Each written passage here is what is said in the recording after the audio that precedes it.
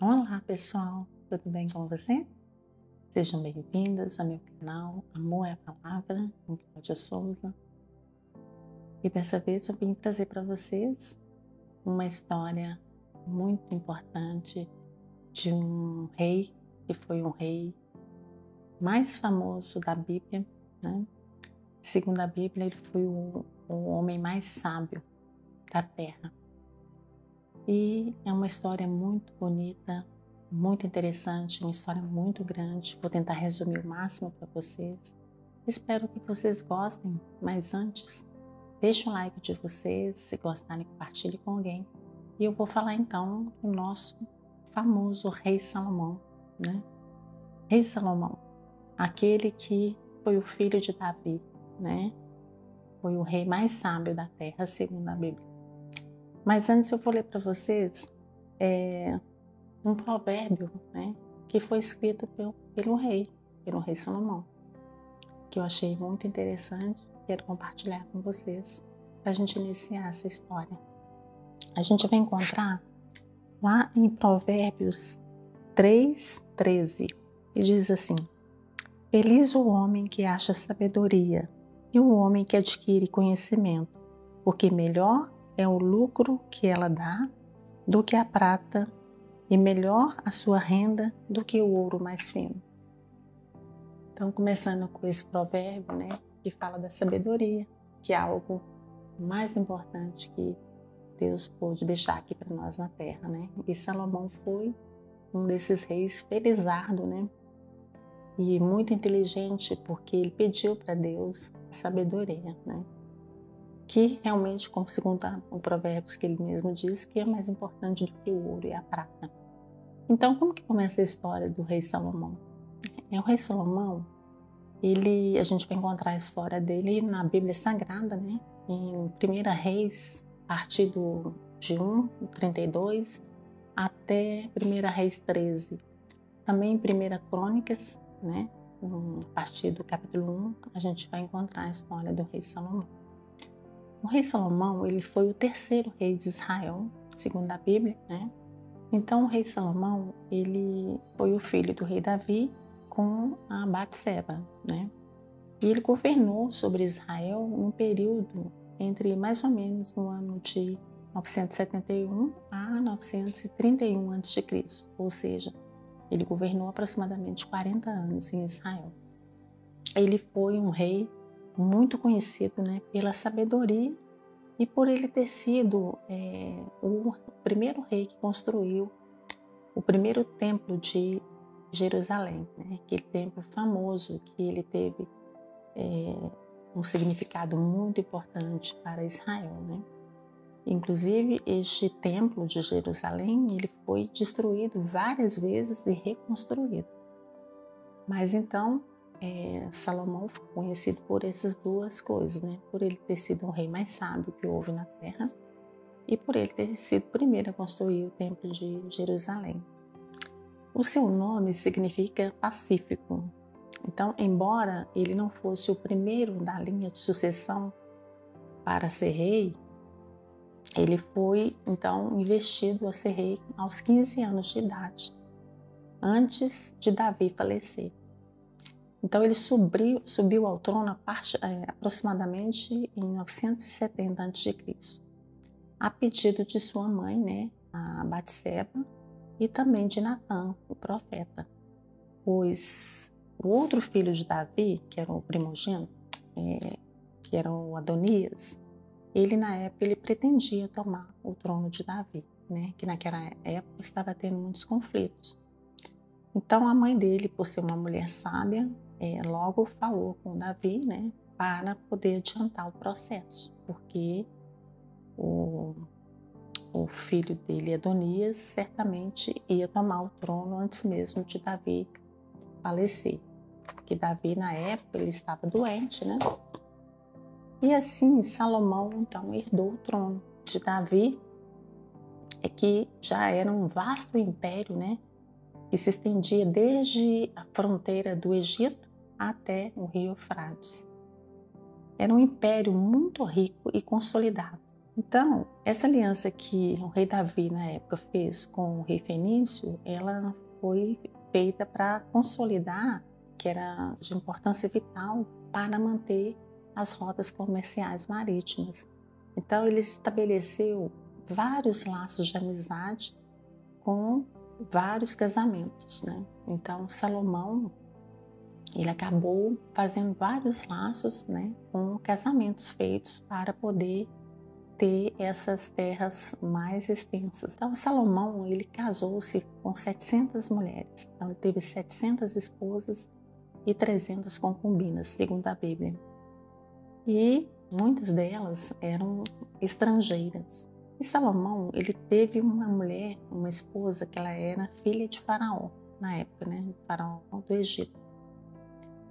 Então, Salomão, como o rei mais sábio da terra, ele então estava ficando cada vez mais soberano, né? Mais rico, devido a todas essas alianças que ele tinha feito, né? Ele também estava sendo considerado o rei mais sábio da terra.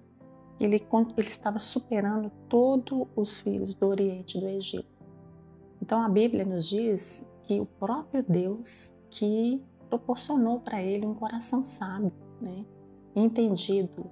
Então ele foi um rei muito entendido, muito inteligente, né? E todos os seus julgamentos que ele fazia na época sempre foram muito bem assistidos, né? Com muita retidão e muita justiça. Então Salomão era um homem justo e um homem sábio. E um dos julgamentos mais famosos que ele teve foi da briga de duas prostitutas que brigavam pela posse de um filho, né? E sabendo ele do que estava acontecendo, ele então partiu para o amor materno, né? Então ele julgou aquela causa, aquele caso das mulheres, se tocando pelo amor materno, acabou descobrindo a verdadeira mãe. E assim ficou muito famoso, conhecido por este julgamento que ele teve. Salomão também, ele foi um grande escritor. Alguns salmos da Bíblia que ele escreveu, o livro todo de Provérbios, foi ele que escreveu Eclesiastes 1 e 2 e também Cântico dos Cânticos.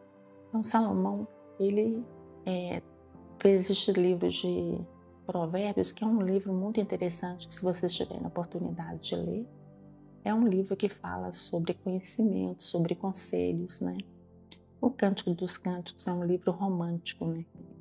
Ele foi feito na época dos seus romances que ele teve com suas mulheres.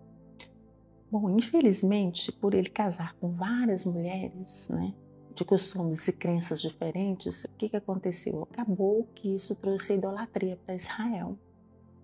E também trouxe uma idolatria politeísta, né, para o reino, o que foi muito ruim para Salomão.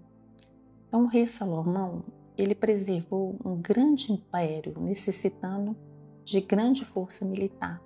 Então ele realizou também notáveis operações, especialmente na Síria, e ele negociou também vários carros, cavalos que eles compravam dos vizinhos do Egito. Essas compras, essas operações que ele fazia, tudo era a natureza da política dele, que era uma política sempre comercial. Então, Salomão, ele também fez da Palestina, que hoje é a Palestina, um dos territórios com maior atividade comercial. Ele organizou também vários portos, não só pelo Mediterrâneo, mas também todo o Oriente e também pelo Oceano Índico e pelo Mar Vermelho. Assim, ele trouxe grandes riquezas para Israel, né? Então, com os cofres cheios de ouro e de preciosidades, então Salomão empreendeu grandes arquiteturas, né? E ele empreendeu essa construção que foi um desafio maior para ele, que foi um legado deixado pelo rei Davi, que foi a construção do templo, que era a casa de Deus para Israel, né? Que é onde ele ia guardar a Arca da Aliança, as tábuas da lei, uma mesa feita por Moisés e a menorá, que é um candelabro sagrado com 7 braços feito com o mais puro ouro. Então, esse templo seria para poder guardar essas peças e ser onde que seria feita a adoração do Senhor. Ao longo dos séculos, o templo foi destruído várias vezes e reconstruído. Então, Salomão também, ele construiu um palácio para ele que demorou aproximadamente 13 anos para ser concluído. E depois ele fez vários outros palácios para suas esposas, né? Então, Salomão ele era muito rico. Mas a riqueza dele provinha da sabedoria que Deus tinha dado e com essa sabedoria ele ia adquirindo várias riquezas, né? Ele fazia as alianças comerciais, marítimas e assim ele ficava cada vez mais rico. E Salomão então conduziu o seu reino a níveis de riquezas nunca vistos, por mais de 40 anos de administração. Então, foi tanta riqueza e tanta sabedoria que ele chamou até a atenção da rainha de Sabá. A rainha de Sabá, ela era uma etíope, né, que veio conhecê-lo pessoalmente e, para isso, ela trouxe vários presentes, ouros, pedras preciosas, para poder conhecer e extrair conhecimento do rei Salomão. E o rei Salomão, ele atendeu a essa mulher, né, essa rainha, e atendeu ela e resolveu e conseguiu ajudá-la em várias coisas. Em tudo que ela perguntou, ele conseguiu ajudá-la. Mas Salomão também, por ele se casar com várias mulheres estrangeiras, ele já não estava sendo mais um rei sábio, né? Um rei obediente a Deus. Então, isso foi muito ruim para ele, que ele já não estava servindo ao nosso Deus vivo com um coração mais fiel. Então ele acaba deixando o coração dele se dividir, né, por essas mulheres e assim ele acabou afastando de Deus. E na medida em que ele envelhecia, as suas mulheres, as suas esposas estrangeiras, elas começaram a influenciar Salomão. Então Salomão foi ficando um homem fraco, né? Ele foi ficando cada vez mais fraco e acabou pecando muito. E assim Deus o castigou. Deus castigou ele removendo 10 das 12 tribos dos israelitas, então ficaram divididas. Próximo à sua morte, ele foi forçado a lutar com vários inimigos. Porque quando a pessoa entra em pecado, a sua vida começa a desmoronar, né? Como ele começou a entrar muito em pecado, ele começou então a ter que lutar contra vários inimigos que foram aparecendo durante o reinado dele. E um deles foi Hadad, de Zobá, e Jeroboão, da tribo de Efraim. Isso está em 1 Reis 11, 14 ao 40. Assim, Salomão, então, ele falece, né? Falece com cerca de 80 anos e ele foi o último governador de Israel com o reino unido. Foi um resumo muito rápido. Quando vocês tiverem mais curiosidade para aprender sobre a vida do rei Salomão, vale a pena ler a Bíblia lá em 1 Reis, em Crônicas. Ele também deixou alguns princípios básicos, né, durante o seu reinado, para que nós possamos um legado mesmo, né, para aprender com ele. O primeiro foi que ele deixou tenha um plano antes de investir. Então, para a gente que é um pouco descontrolado financeiramente, eu posso me colocar dentro dessa situação.